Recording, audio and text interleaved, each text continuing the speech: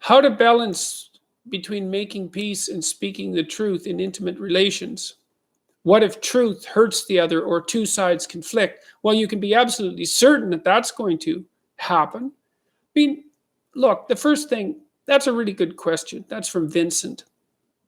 It's a really good question. It's a really difficult question. The first thing you have to decide is, this goes back to what I was discussing about 10 minutes ago, about what your aims are. You know, the whole way you perceive the world is dependent on on the aim of your ethical structure.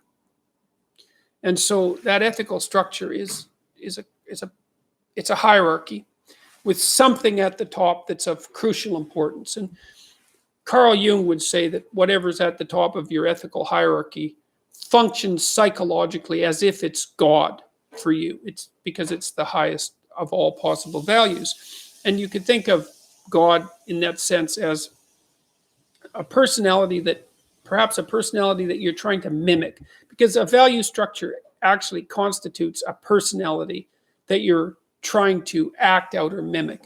And so the highest element in that personality structure would be the most valuable portion of that personality. You might say, well, what do you want? What do you want? If you could have what you wanted, if you could knock and the door would open, so to speak, and if you could ask and you would receive, what would you want? And that means, what would you give? What would you give? What would you be willing to give up important things for? How would you prioritize, which is the same as giving up important things? And it's not easy to come to terms with what you want, because you might be angry and resentful and bitter, and you might have your reasons for that. And that might contaminate your ethical structure, let's say, and make it so that there's large parts of you, that would be the shadow part from the Jungian perspective, that are actually after conflict and harm and cruelty and suffering out of spite and revenge. And then the probability that part of you is like that is unbelievably high, because it's very hard to be pure of spirit, let's say, given how much suffering and malevolence there is in the world and how much we're exposed to that. So it's very easy to take the low road. If you are married, let's say, or you have a close relationship with someone and you want that relationship to be good, then the first thing that you have to figure out is, well, what do you mean by good? You know, so when I would say, well, good would be loving, let's say, and what that would mean is that each of you would be trying to take care of the other and yourself as if you're of equal import, and that import is high. And so I think that once you're married to someone, for example, or once you have children, and then maybe the same thing applies to your immediate family, your parents and your siblings, is that probably somewhat less so for them, although still significantly, that you have to treat your spouse and your children as if they are yourself. And I know that's an old idea and it's not often explained well, but and that also assumes that what you want for yourself is something approximating what would be best for you, and you'd have to figure that out as well. And I don't know, it seems to me that, well, you want to like the people that you're with, and so you have to treat them well, and you want them to love you and to love them, I would say, at least to the same degree that you'd want that from a pet. You know, it's very nice to come home if you have a dog or another animal that loves you, to have something there that's really on your side, that's happy to see you. It's one of the wonderful things that can happen, well, in a marriage, but also when you have children. So you want to like the people you're around. You want to love them. You want to support them when they're having a hard time, and vice versa. So you want to make the vessel in which your family's ensconced watertight and capable of withstanding storms. You want to discipline yourself so that you're not doing things that you're ashamed of. You want to tell the truth. You want to work responsibly and be a good provider, whether you're female or male, in whatever capacity you can manage. And I would say that also goes for children to the degree that they're capable of contributing to the family environment. And you have to think that all through. You want to embed your family in a healthy social life too, and in a healthy community life. But that all has to be conscious and thought through before you can start telling the truth. Now, how to balance between making peace and speaking truth in intimate relationships. What if truth hurts the other or two sides conflict? Okay, so the first thing you have to do is with the person that you're communicating with, you both have to figure out, well, what are you aiming at? I think it's in Rule 9, which is assume that the person you're listening to knows something that you don't, that I outlined a number of different conversational types. And there's the conversational type that's designed to mutually amuse, and that can be lots of fun. And there's the conversational type that's designed to win. That's where I have a point of view and you have a point of view, and we engage in a power dispute, essentially a dominance dispute, where the goal is for one of the positions to come out on top and win. And then there's another conversation where the goal is to explore a problem and to come to jointly further the understanding of that problem. And I would say that that's how you balance making peace and speaking the truth in intimate relationships, is that, the first thing you have to do is, you have to have a conversation about just exactly what the problem is. And that might take a long time and a lot of listening, because when people are upset about something, they don't always know what it is that they're upset about, and what they're upset about might be associated with 100 other things that they're upset about that they've not dealt with. And some of those can be directly germane to the issue at hand, but some of them can be a consequence of, old family trouble or old trauma, to use a very overused word, but trouble in the past that hasn't been dealt with properly. And it all amalgamates into a complex. That's the psychoanalytic idea, that consists of all the problems that the person is dealing with that haven't been resolved. And then any new problem it's poorly separated from that entire complex of problems. And so when the person is upset, then all the things they're upset about can sort of manifest themselves in a incoherent and chaotic manner. And that's really hard. And so if someone's upset about something, you or the other person might take a tremendous amount of listening before you can even get to what the problem is.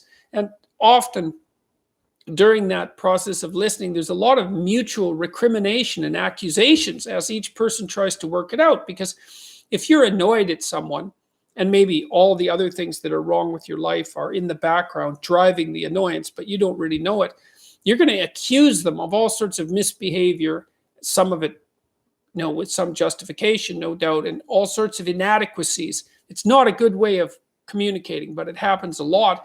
And then that person has to defend themselves like mad, just so that they can not be the target of all that vitriol that's stored up for such a tremendous length of time. So anyways, you have to listen to each other a lot. It's like, okay, what's the problem? And then a rule there might be, well, what's the minimum problem? It's like, well, our relationship is no good. It's like, that's a non-starter for a discussion, man. Because you can't fix your whole relationship. You have to be more precise. You have to think, and maybe your partner has to help you figure out what it is that you're upset about right now that could be rectified. I mean, maybe you made a nice dinner, or even a dinner that wasn't so nice, and you got treated casually and with a certain amount of contempt while everyone was eating it. They came in and grabbed the food, scattered to the four ends of the house and ate it, and didn't bring their dishes back and didn't say thank you. And, you're very irritated about that, and you have your reasons. And, the way you might respond to that is, well, this relationship isn't working, but it's not precise enough. You think, well, I have this specific problem. I'm trying to make it a specific problem. I'm trying to come up with a specific solution that might make this relationship, this part of the relationship, work better. And so, look, you have to aim at peace, and you have to aim at love and responsibility and mutual support. You have to want that for the people that are important to you in your life. And then you can start to talk to them, because you're going to listen in the proper way. You're going to listen in a way that's aiming at that higher good, which is mutual peace amongst the members of the community. It's something that I learned, for example, from Jean Piaget. He called that an equilibrated state. And an equilibrated state is like a game that everyone wants to play. And so if you set your household up properly, then it's a game that everybody is participating in voluntarily. And that's going to be predicated on the desire for peace and the willingness to speak truth and the ability to take responsibility. So that has to be part of your higher order moral aim. And then when you're having a difficult discussion with someone, the discussion is going to be affected by that higher order moral aim. It's not going to be contaminated to the same degree by your desire to inflict pain and attain victory and, crush your opponent and punish them for their previous sins and indicate your disappointment in things they've done over the years and all of that. And so you can tell if you've got it balanced, by the way, Vincent, if the conversation continues. When we used to sit down for family meetings, which happened on a bi-monthly basis, something like that, once every 2 months, when we were trying to divide up economic and practical duties amongst my wife and I and the kids, we had some rules, and the rules were, there's a certain number of things that have to be done in the house to keep it running in a manner that anyone with any sense would want it to run. And there are certain responsibilities that everyone has to undertake to facilitate that. And there's difficult discussions that have to be had about who's going to do what. And so here's the rules. We have to make a list of what needs to be done. We have to agree on that. And then we have to each accept the responsibilities that go along with that in some sort of order. Maybe you choose one, and then I choose one, and then someone else chooses one, assuming that everybody's mature enough and capable of doing the jobs that they pick, and that you have to negotiate until you come to the best solution that can be negotiated, which isn't necessarily a perfect solution, but it might be the best one that can be done.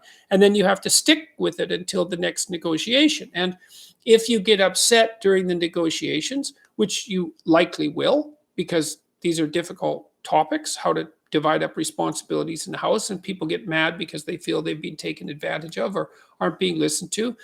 One of the rules was, you can leave the discussion, but only until you calm down, and then you have to come back, because these things have to be pushed through.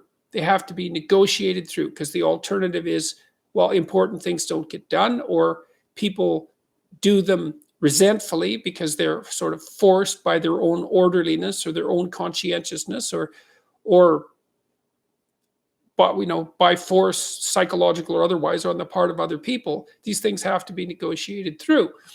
You can tell if you've got the balance between making peace and speaking the truth right if the conversation continues. And it can be emotional and will be and can be difficult because important things have to be dealt with. But as long as the people are still in the conversation and communicating, then you've got the balance right. And you might have to take a break. Maybe you have to hold off till the next day. Maybe sometimes when you're negotiating something that's difficult, you have to offer the other person the opportunity to sleep on their decision too, which I think is often a very good idea. If you have to make an important decision in your life, it's very useful to tell the person that you're negotiating with that, look, I'm interested in this and it seems good, but I'm not going to agree until I sleep on it. It gives you, lots of things happen when you sleep. You organize your brain when you sleep, at least to the degree that you can organize it. And you can often be more solid or more doubtful about a decision if you sleep on it. So that's good. That's a good question, Vincent.